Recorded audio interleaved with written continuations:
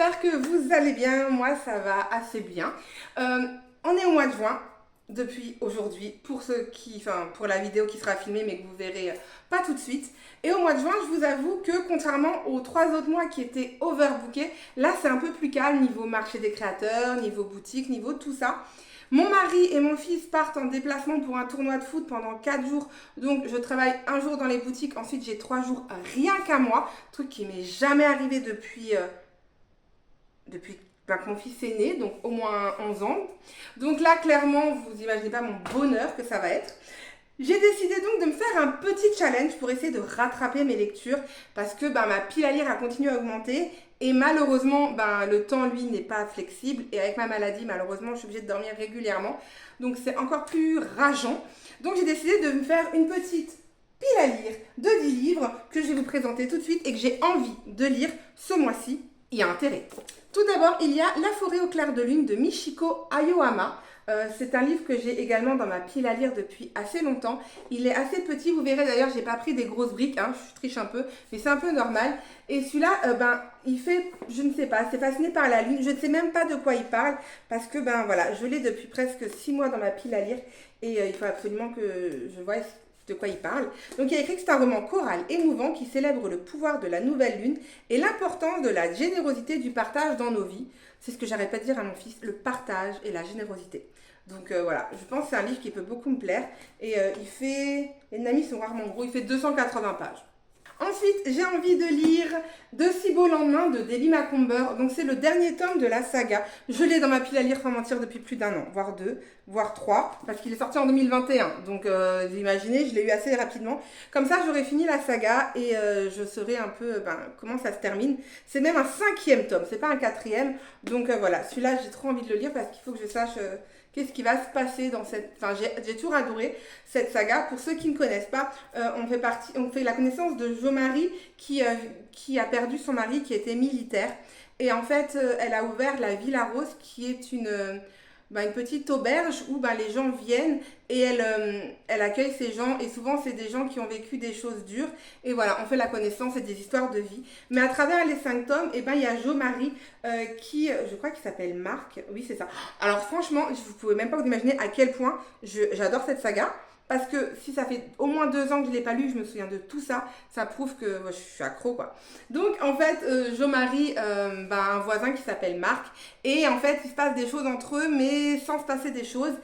Et voilà, Marc est assez rude, donc voilà, on a envie de savoir ce qui va se passer, et donc je le saurai dans ce tome-là.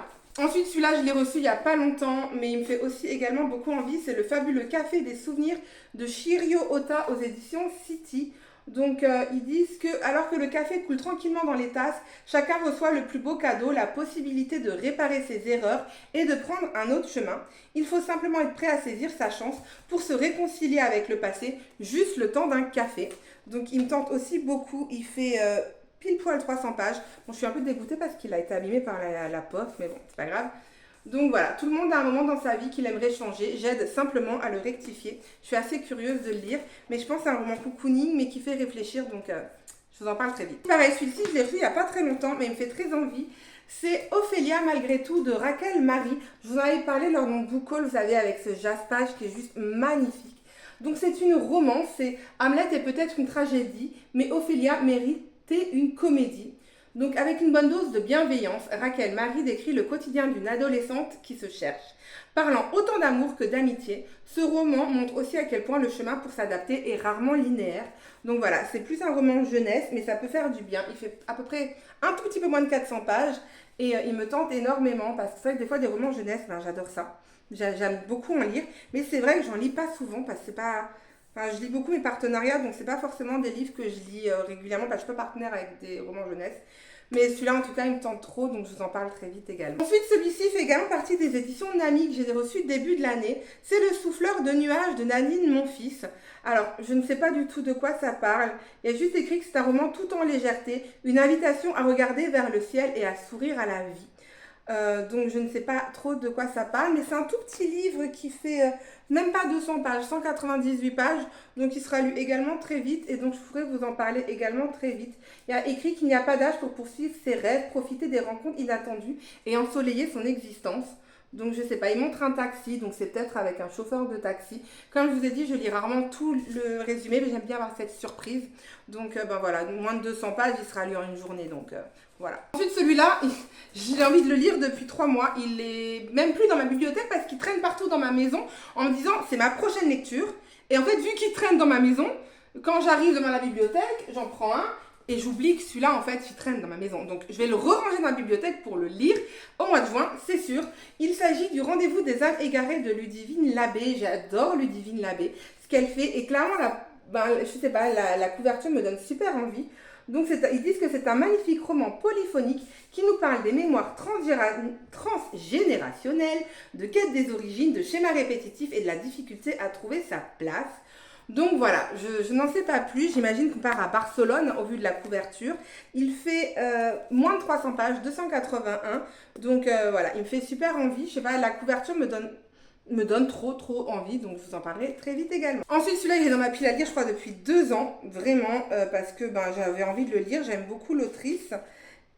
Donc celui-là, il est dans ma pile à lire depuis 2 ans, vraiment, j'aime beaucoup la couverture, c'est pour ça que je le voulais.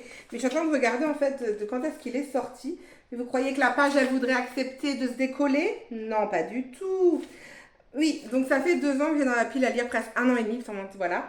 Donc c'est quelque part au-dessus du ciel. Vraiment, là, les fleurs et tout, ça donne envie de lire. Pour moi, c'est le printemps. En juin, c'est vraiment le dernier mois du printemps.